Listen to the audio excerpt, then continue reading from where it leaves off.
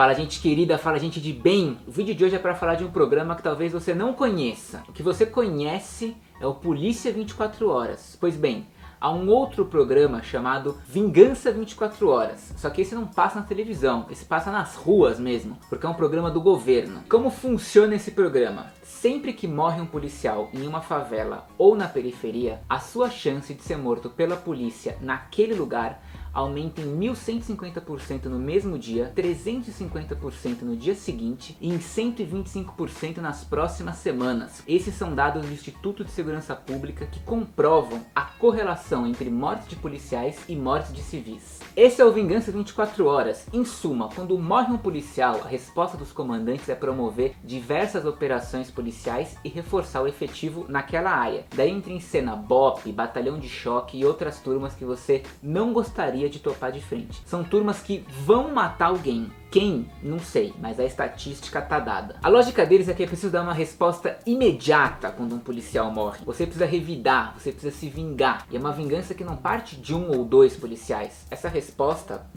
vingança, é um modo institucional de agir da polícia. É uma espiral de violência que tem a polícia como um dos principais atores. E aí entram as expressões do populismo penal midiático, coisas do tipo reconquista de território, linguagem de guerra mesmo. Só que é uma guerra onde o grande inimigo a se temer no imaginário social é uma juventude negra, pobre e que já habita os espaços segregados. Vale lembrar que em 2007 o então ministro da Defesa Nelson Jobim, quando inspecionou as tropas brasileiras que iriam para missão de paz no Haiti, a mando da ONU, deixou claro que aquela experiência serviria de base para as futuras operações do exército dentro do Brasil. Anos depois, os mesmos homens da Brigada Paraquedista que atuaram na Città Soleil, a maior favela de Porto Príncipe, foram os mesmos que reconquistaram o Complexo do Alemão, ou seja, é guerra mesmo, e o Haiti é aqui. Quando morre um policial em serviço, você tem inúmeras respostas para dar, tanto para a corporação como para a sociedade. Coisas do tipo serviço de inteligência, prevenção e investigação, que é algo que a gente simplesmente não leva em consideração. Somos um dos países com a menor taxa de elucidação de homicídios do mundo.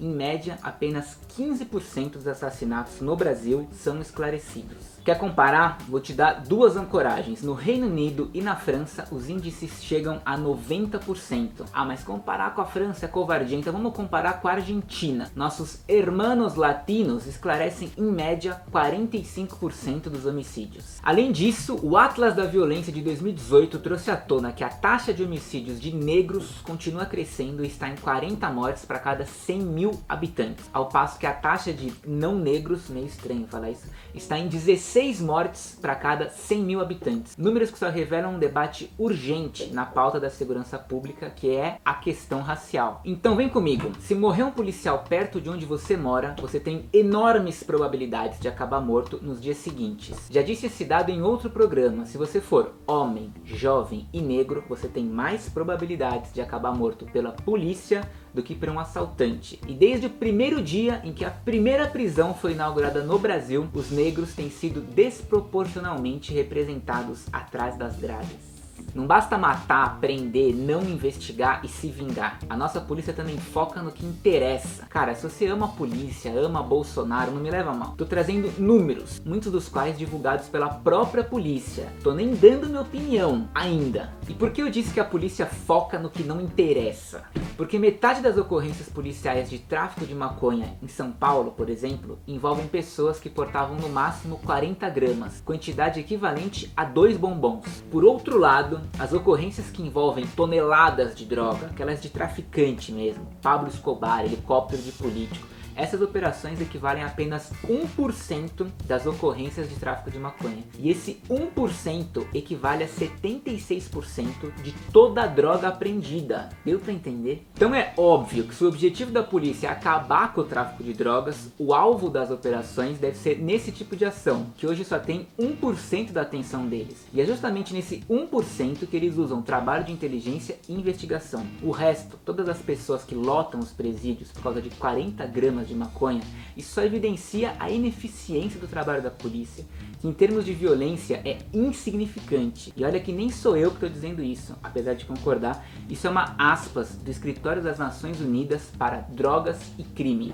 Em suma, prendemos muito, prendemos mal e prendemos de forma inconsequente. E mais, com base no entendimento da STF de que pode prender antes do trânsito em julgado, só com base nesse entendimento, em uma canetada, isso fez a Justiça de São Paulo expedir mais de 14 mil mandatos de prisão só de 2016 pra cá. Bom, dito tudo isso, acredito que você entendeu como funciona o Vingança 24 Horas. Essas políticas imbecis de segurança pública, fora a lei de drogas e súmulas da STF, fazem o Brasil viver exatamente o mesmo fenômeno que aconteceu nos Estados Unidos. Um crescimento enorme da população carcerária em um período de tempo muito curto. E isso não porque aumentaram as taxas de criminalidade, mas porque a gente mudou as leis e as políticas e passou a prender mais gente. Nos Estados Unidos tem estudos concretos apresentados, por exemplo, no livro A Nova Segregação, de Michelle Alexander, sobre isso, revelando que todo o aumento da população prisional de 1980 até 2000 pode ser explicado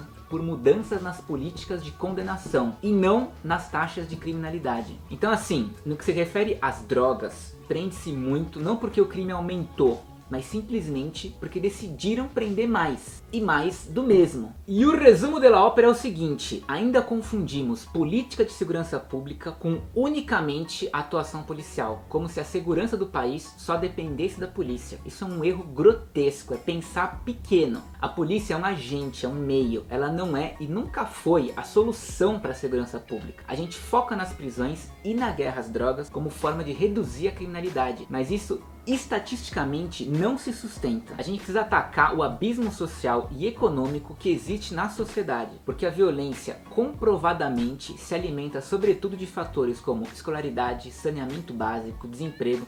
Isso tudo está correlacionado e isso tudo não é caso de polícia. A polícia não resolve o fato de que famílias pobres brasileiras levam em média 9 gerações para alcançar a renda média do país. Resolver isso significa sim resolver a questão da segurança pública no Brasil.